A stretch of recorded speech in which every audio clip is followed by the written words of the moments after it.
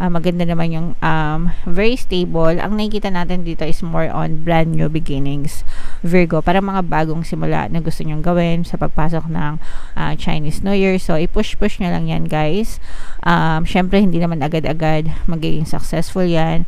It takes time, no? Kailangan i-develop nyo yung solid na foundation para talagang mag-succeed kayo, mga kapiksi. Tiyagain nyo lang, guys. Alright?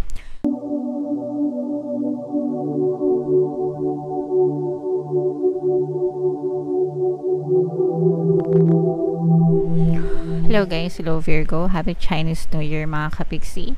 Ang pamagat ng ating episode for tonight is Chinese New Year kapalaran para ngayon 2024 para sa Virgo, Sun, Moon, Rising, Sign, and Venus.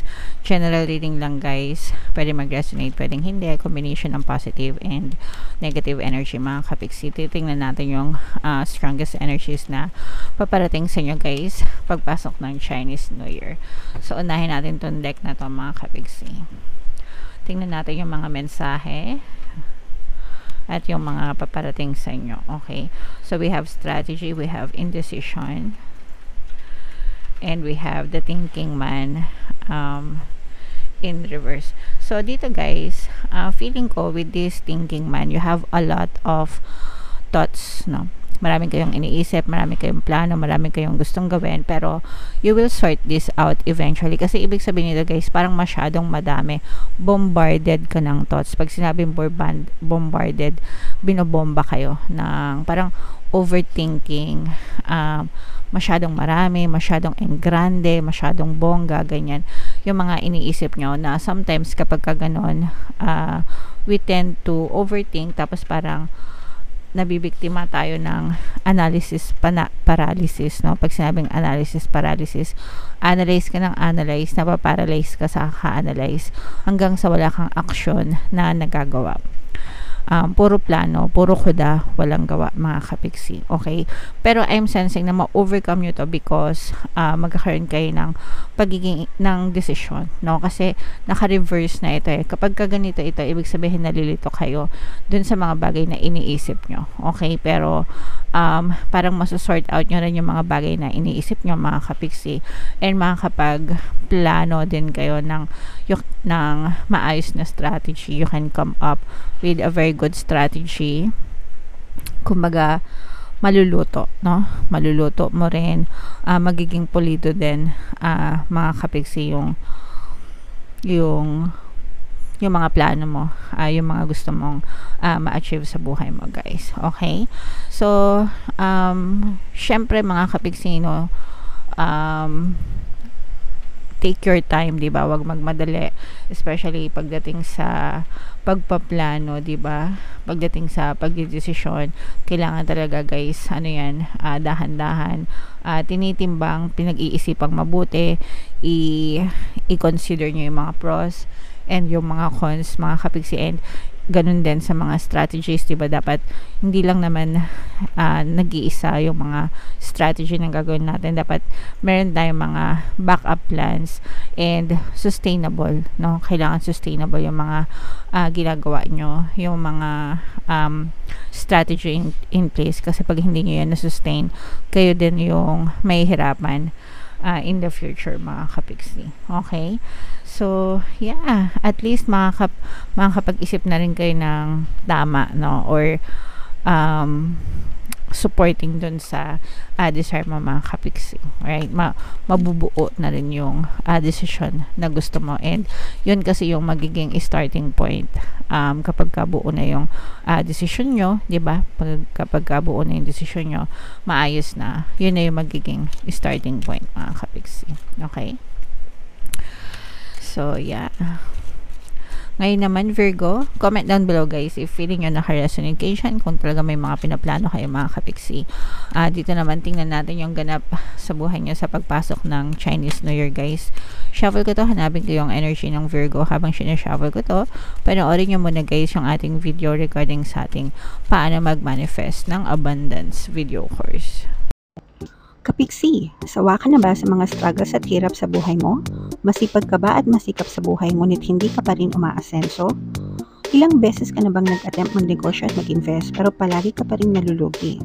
Sa pagkakataon na ito ay maaaring may subconscious beliefs ka na nagiging balakid sa iyong pag-unlad at pagyaman.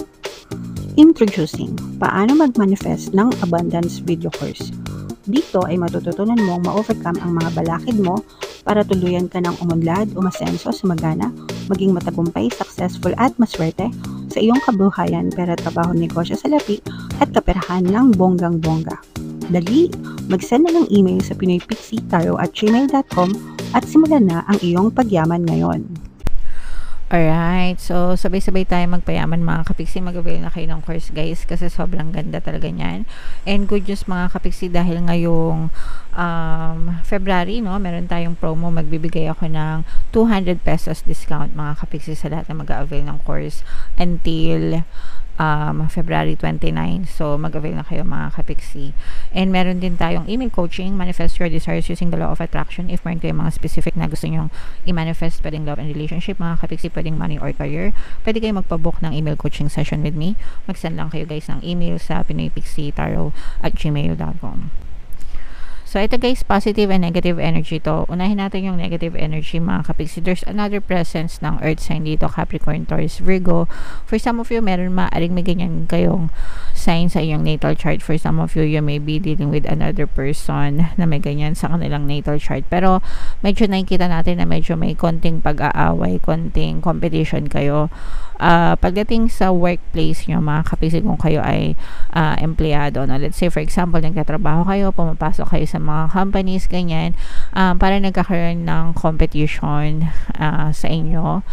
For some of you, pwedeng merong naiinggit sa inyo sa trabaho nyo, sa workplace nyo, na parang nag-i-spread ng false news, false information, parang gossip, ganyan, chismis, no, parang chinichismis ka. I'm sensing na itong person na to, parang ano siya, nagbabalat kayo pagka, let's say for example, kapag kasama mo siya, ganyan, okay yung pakikitungo niya sa'yo, pero behind your back, dun sa mga friends nyo, ganyan, parang iba yung sinasabi niya, uy, alam mo si ganito, hindi naman totoo ganito, ganyan. Parang gano'n, no? Parang sinisiraan ka nitong person na to sa ibang tao. And ang reason for that is because naiinggit siya sa'yo. Gano'n naman, di ba? Usually, pag may sinabing masama, yan, asahan nyo, naiinggit yan sa inyo mga kapiksi. So, parang naiinggit sa'yo itong person na to, pero wag nyo na lang patulan. Especially kung tight yung competition, kasi baka mas magaling kayo sa kanila, ganyan, kaya para maging maganda yung performance nila or yung itsura nila, para magka-point sila, kumbaga, they will try to bring you down para sila yung mas magmukhang maganda mga kapiksi. Pero you have a very forgiving heart, no? Virgo, be compassionate, matutong magpatawad mga kapiksi, wag patulan. If they are dragging you down, guys, ayan, tandaan nyo, pag hinihilin nila kayo pababa, ibig sabihin, nasa baba nyo sila, you are on top of them. Kaya yung nasa taas, sila yung nasa baba, kaya nga nila kayo hinihila pababa, kasi hindi naman nila kayo may hila kung nasa taas sila, diba? So, wag nyong patulan. It's their loss, not yours, no? And nakikita natin na maaring may mga new beginnings, parang may mga bagong bagay kayo na gustong simulan mga kapiksi, especially pagdating sa larangan ng pera. Parang meron kayong gustong simulan na project or pwedeng business ganyan, or pwedeng side hustle na parang parang in love kayo dun sa ginagawa nyo. Gusto nyo tong ginagawa nyo na ito, mga kapiksi, and parang plano nyo na pagpasok ng Chinese New Year or anytime from now, parang gusto nyo na siyang i-push mga kapiksi. Pero yun nga, nakikita natin dito na parang nagdadalawang isip pa yung iba sa inyo, pero you will come up with a very good decision na, ayan, negosyo, pagkakakitaan, ito mga kapiksi, negosyo, investment, pagkakakitaan. Na-excite kayo dito. And meron din na tayong presence ng air sign, guys, Aquarius, Gemini, Libra, and fire sign mga kapiksi.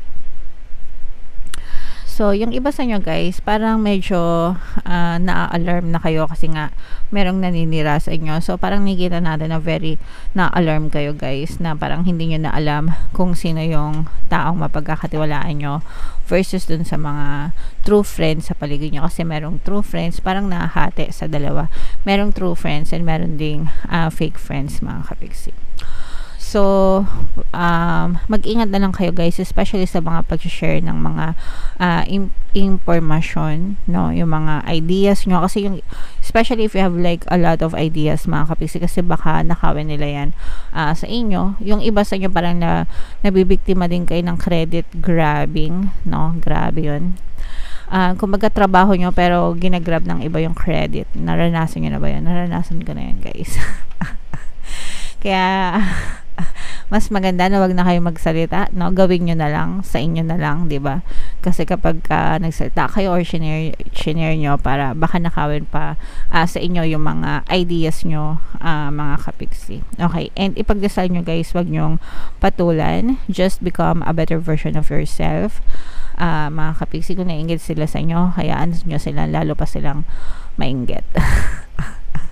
Hindi yun na yung problema nila yun, pero wag nyo silang papatulan, mga kapiksi. Just be yourself guys, okay? Alright, so very progressive nakikita natin guys, very progressive naman.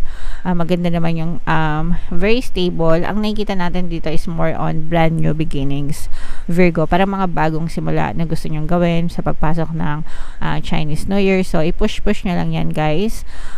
Syempre hindi naman agad-agad magiging successful yan. It takes time, no? Kailangan i-develop nyo yung solid na foundation para talagang mag-succeed kayo, mga kapiksi. Tiyagain nyo lang guys, alright? So comment down below Virgo if feeling nyo nakaresonate kayo guys. Ito yung ating mga pampaswerte na subliminals, pakinggan nyo para talagang umasenso kayo ngayong 2024. And ito naman yung ating success stories ng paano mag-manifest ng abundance video course. Click here to subscribe guys, and click here to join our membership program. Thank you for liking, sharing, and subscribing. See you again next time. I love you all. Have a nice day. Bye bye.